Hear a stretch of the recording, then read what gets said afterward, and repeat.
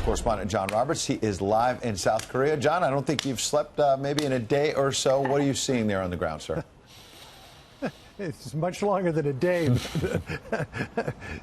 Any amount of sleep will do in the near future. Ed, Jedediah, Peter, good morning to you. The president is on his way back to Washington, D.C., left Osan Air Force Base south of Seoul about 45 minutes to an hour ago aboard Air Force One. He should be back there tomorrow afternoon. The president clearly happy about his visit here to South Korea. In addition to his visit to Osaka and the G20, the president tweeting on his way out, quote, leaving South Korea after a wonderful meeting with Kim Jong Un, stood on the soil of North Korea, an important statement for all and a great honor. It really was amazing to watch it play out. Such a historic event. The demilitarized zone is about 160 miles long and 2.5 miles wide, but at what's called the Joint Security Area there, it comes down to a strip of stone about 16 inches wide.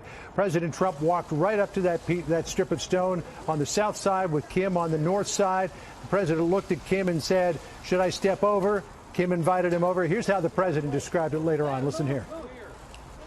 We went and met at the line, and in meeting at the line, I said, would you like me to come across? He said, I would be so honored. And that's the way it worked out. I didn't know really what he was going to say, but it was my honor to do it.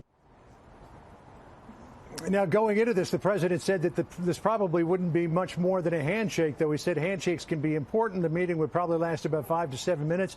As you pointed out at the top, Ed, it lasted an hour or so with an agreement to restart nuclear talks that broke down after the summit in Hanoi back in February. Listen to how the president described it.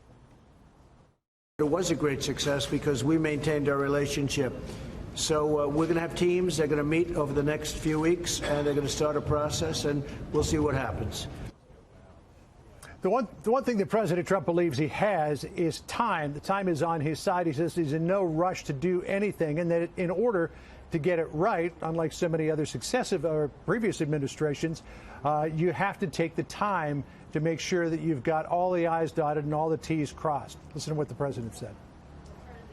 Speed is not the object. We want to see if we can do a really comprehensive, good deal. Nobody knows how things turn out, but certainly this was a great day. This was a very legendary, very historic day.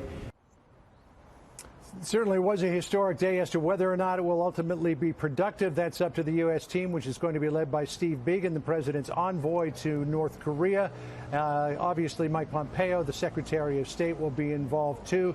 Kim Jong Un has proven reluctant to give up his entire nuclear program. Back in February in Hanoi, he offered to decommission and dismantle the Yongbyon nuclear plant in exchange for sanctions being lifted. But President Trump told him in no uncertain terms that if he wants sanctions lifted, he's got to get rid of the entire nuclear program, the ballistic missile program, as well as his chemical and biological weapons program. So I think it's pretty safe to say, Pete, Jedediah, and Ed, we are a long way from that, even though there seems to be some significant progress. Absolutely. Okay. Well, John, you set the stage very nicely for us this morning. Great reporting. Thank you. We'll spare you the questions. Go ahead and take a nap. You've been up for a long time.